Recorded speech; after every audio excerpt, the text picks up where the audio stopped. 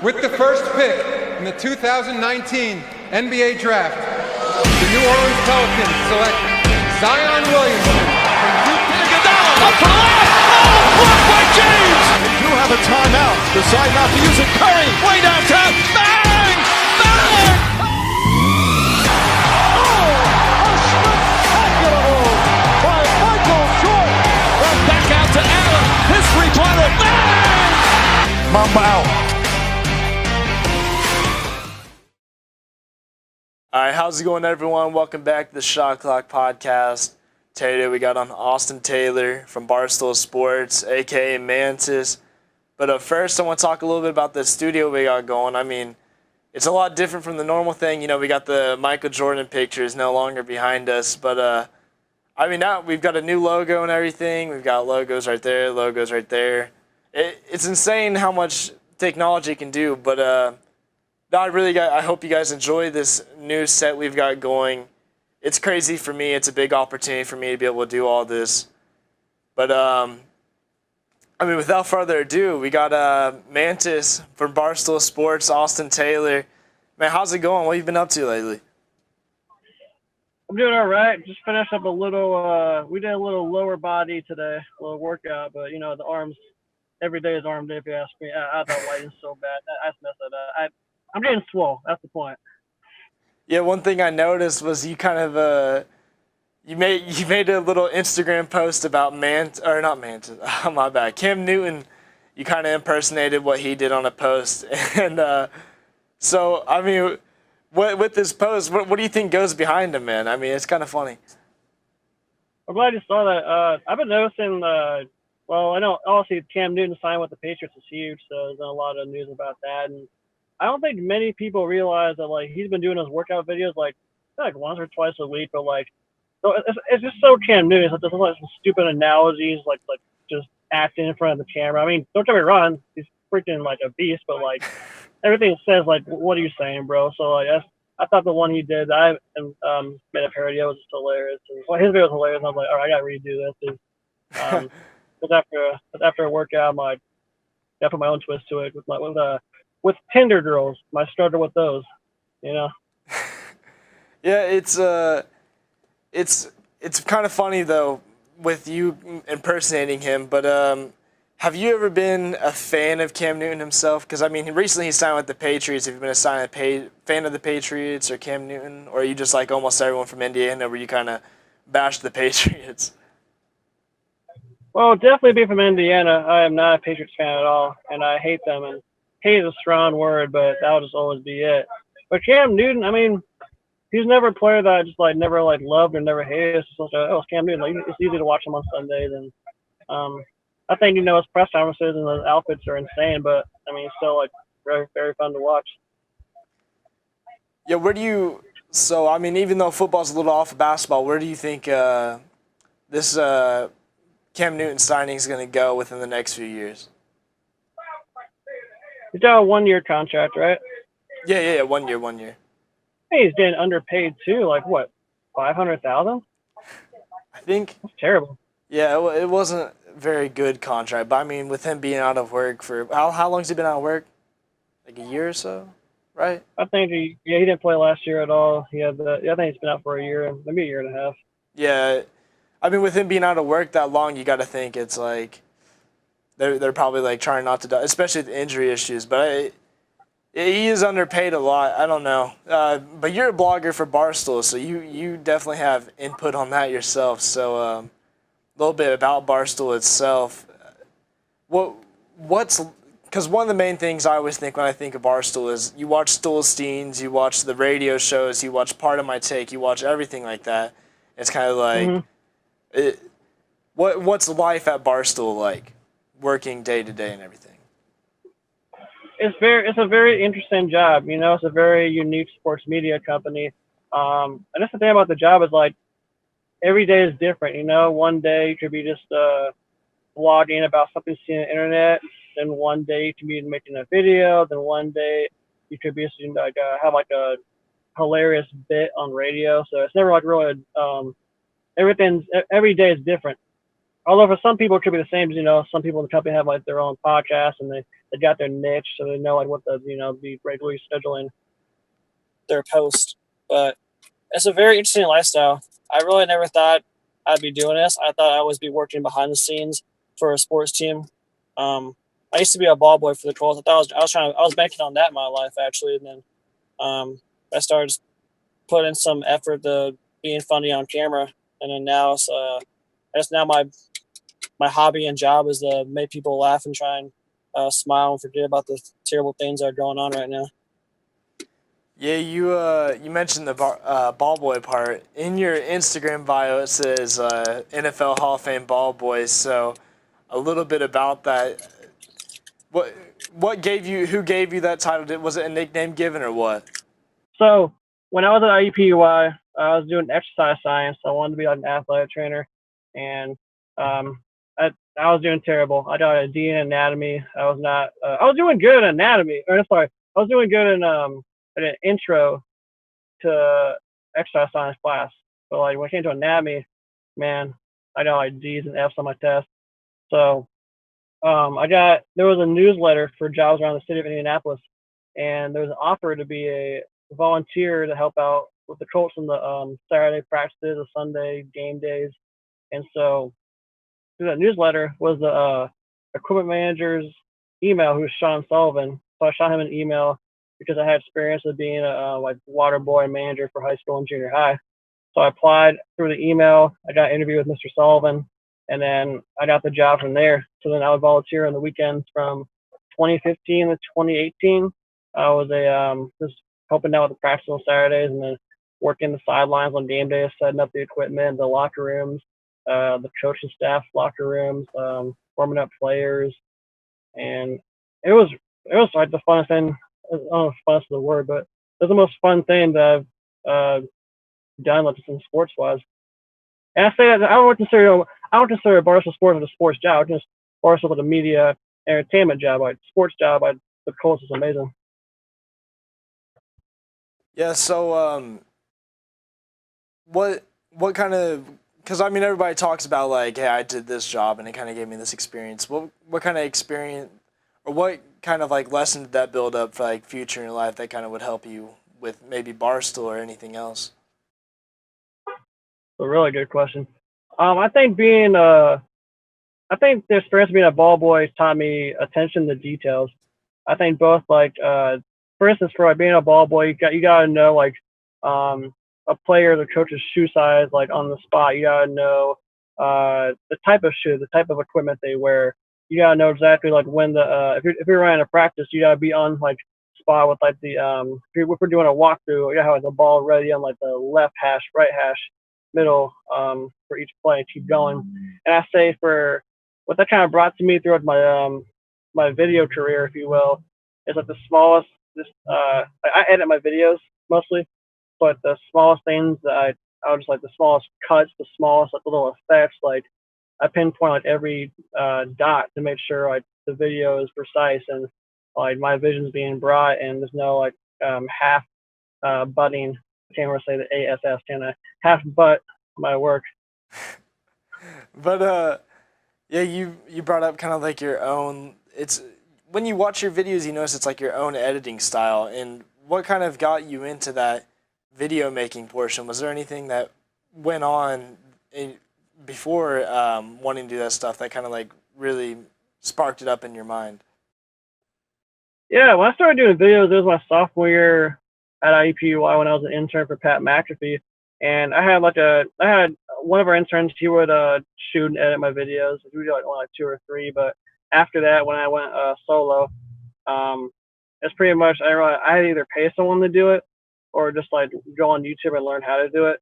And it got to the point where like my friend from IUPUI was very busy, so I was like, okay, I have no patience. I'm trying to learn myself. So I bought my own camera, went on YouTube, learned how to do it, and now I either have my roommate or just friends from IUPUI just like I'll be like, hey, can you hold this camera for me for 2 hours? I'll buy you lunch, whatever. And then they hold it. I'll go home and edit it. And then I really like that technique because my friends are cool about it. They respected like my work ethic and my vision. And then I'd like pay like hundreds of dollars to like for work.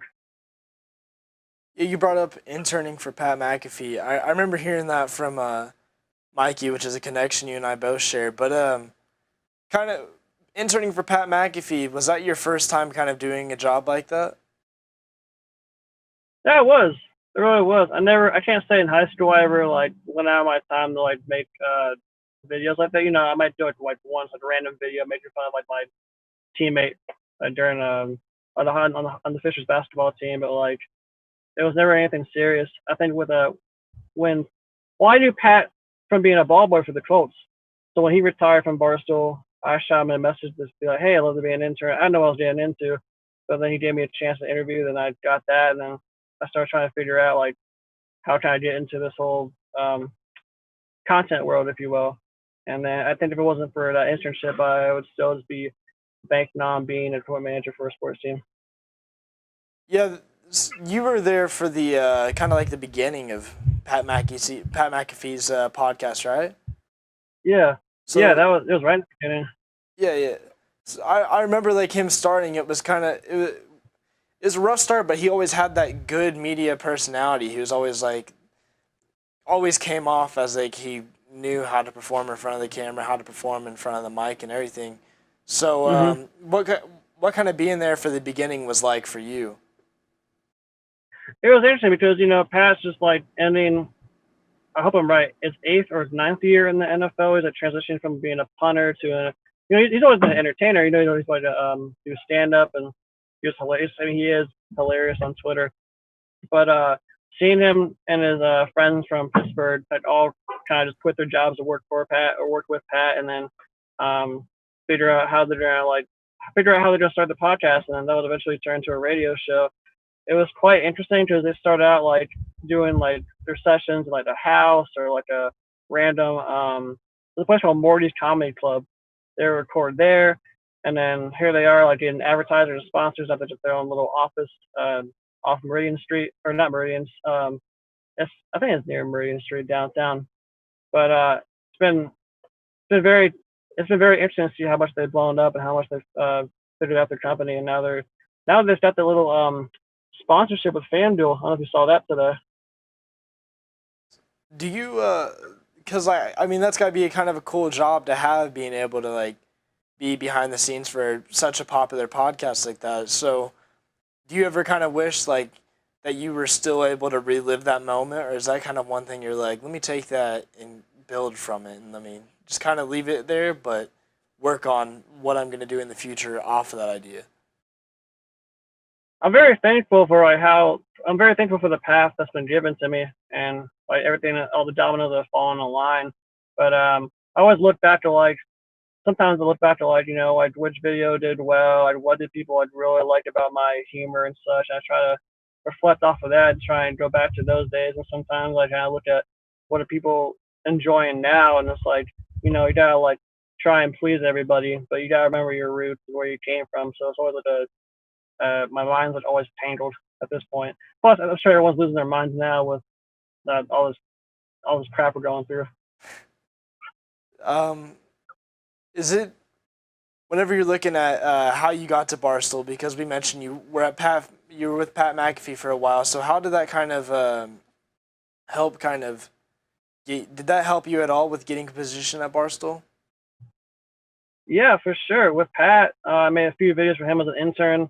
Then after that, when the internship ended, I started doing my own videos at IUPUI as a junior, and then I started kind of growing a fan base through IUPUI and all the Jaguars, all the students.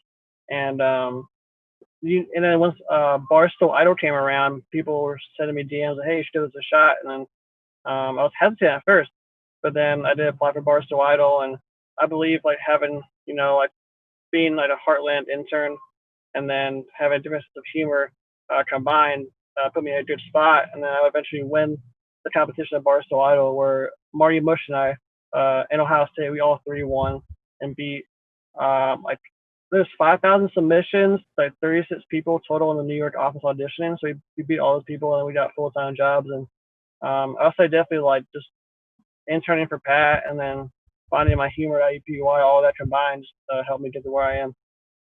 Yo, one of your I was watching you earlier again because I watched you a few weeks back whenever I started getting big into stool scenes, but one of your most popular things on YouTube was the Ref Daddy character that you did. So, what was some of your favorite moments from that? Because I have a couple myself, but what was yours? I really liked roughing the wheelchair basketball team. That's probably my favorite. 'Cause they were all cool as heck, and they all had they had great humor too. So it wasn't I had to restrict from saying anything that I would find cruel or too much. Like they threw it back at me, so it was a really good time, and I really enjoyed that. I always liked the first Ref Daddy. Kind of looking back at videos, kind of cringy. Like I looked at myself in the double XL ref shirt from the Ref Daddy one. I was like, I really look like that. I was that floppy. But yeah, I remember you brought up the cringe kind of part of it. I thought one of the funniest moments that kind of was like, that kind of made you cringe was whenever you called the travel at the pickup game at the park, because it was like all the reactions, it just kind of like brought me to like, oh man, this is gonna go bad south. But yeah, they're like,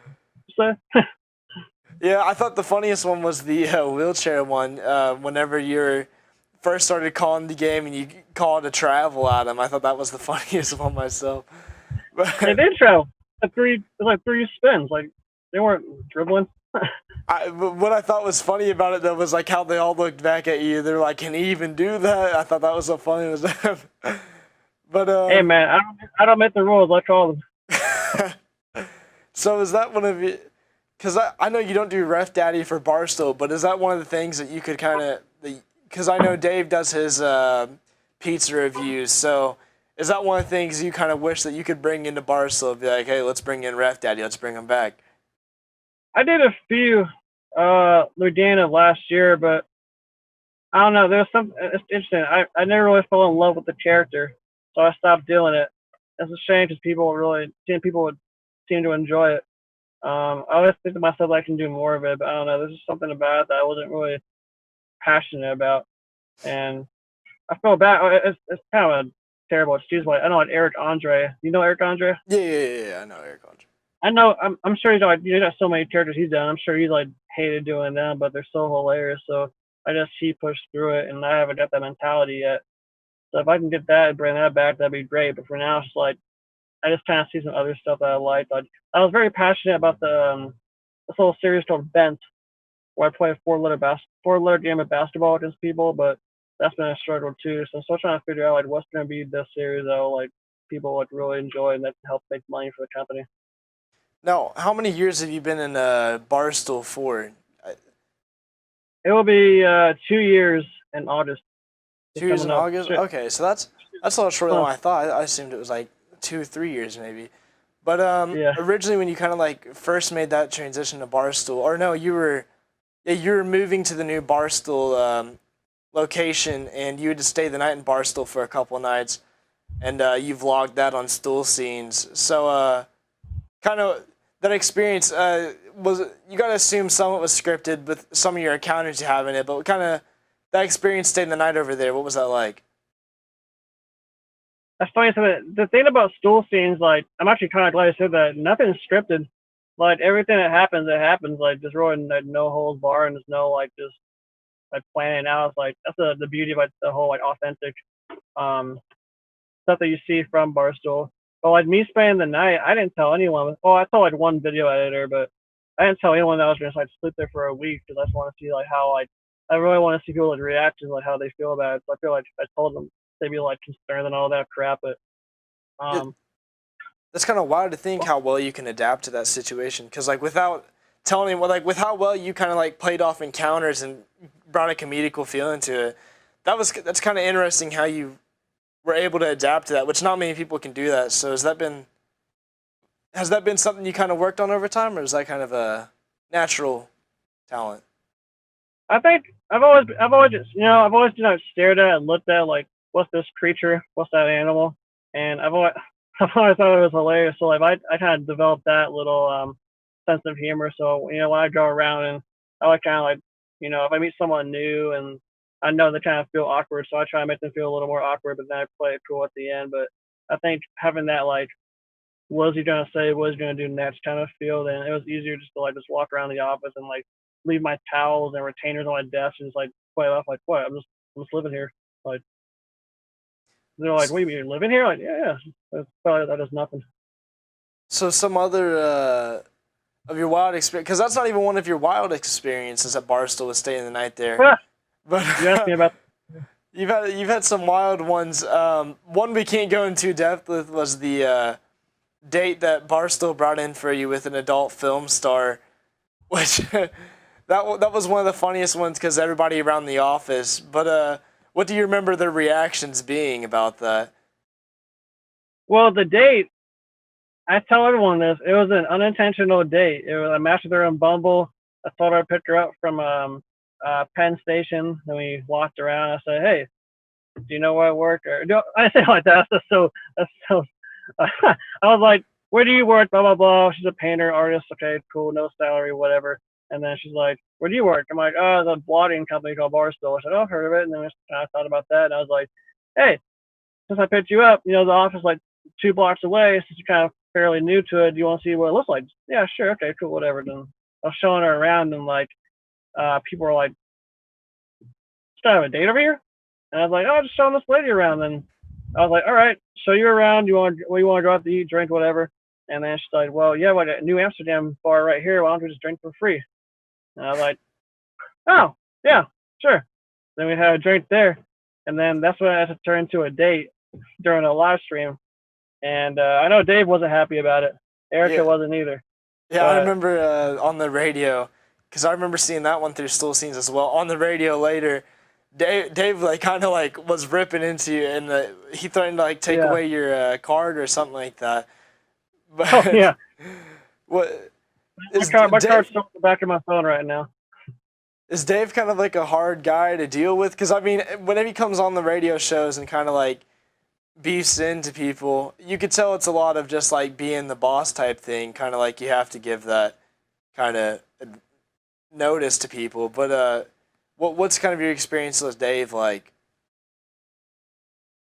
I haven't really talked to Dave that much. If Dave and I talk, it's about like our yearly reviews of like our contract. It's what you see on radio. It's like kind of like a walk by, "Hey Dave," but we don't really have any conversations.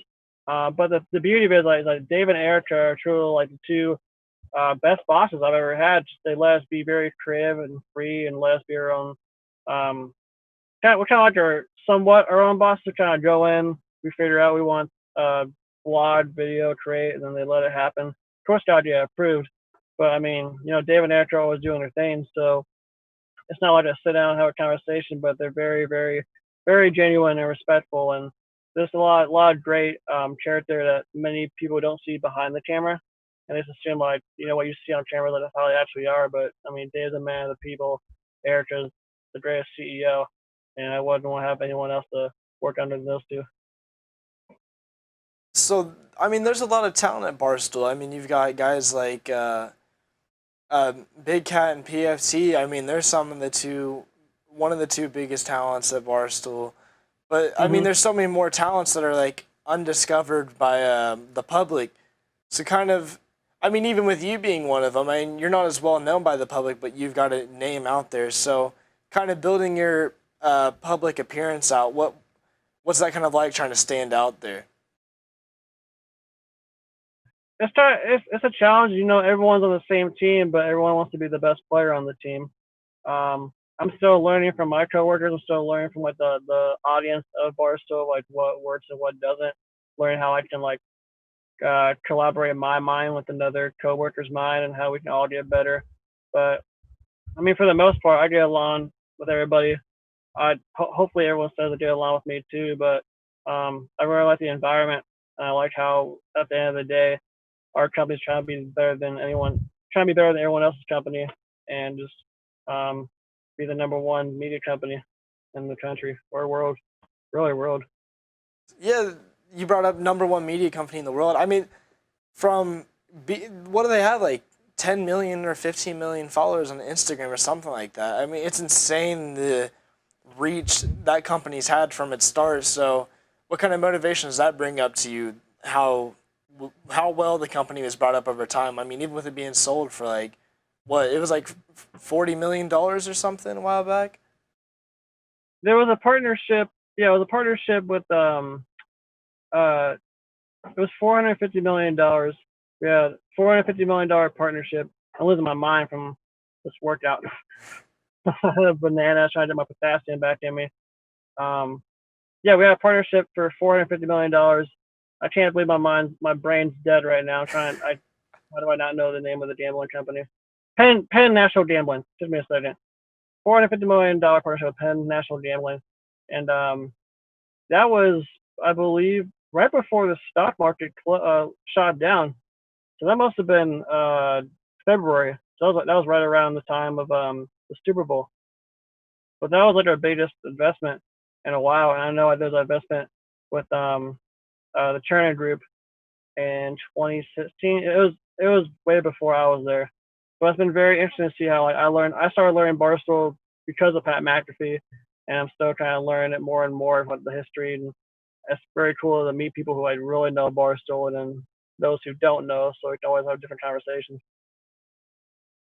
Yeah, so I kind of want to bring up. I mean, we talked a lot of Barstool, but one of the things I also want to talk about is Barstool and basketball. So with basketball, how has Barstool kind of helped you in the basketball world, even NBA and whatever?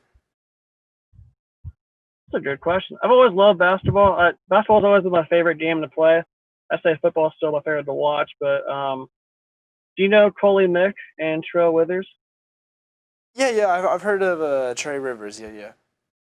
Yeah, I'll say they have a podcast called Mixtape, and they're like the basketball gurus, along with Reeds and Greeny. They blogged about basketball all the time. But even I say all those bloggers, all those people have done have a great coverage and great little twist of how they cover NBA, college basketball, whatever it may be, and even like live streaming reactions to our college basketball March Madness games and even NBA bets. I think it's probably a lot more fun to watching basketball. You know, NBA can be a boring season, especially when the NFL is still on, college football still on. No one wants to watch the NBA until like NFL is over, really.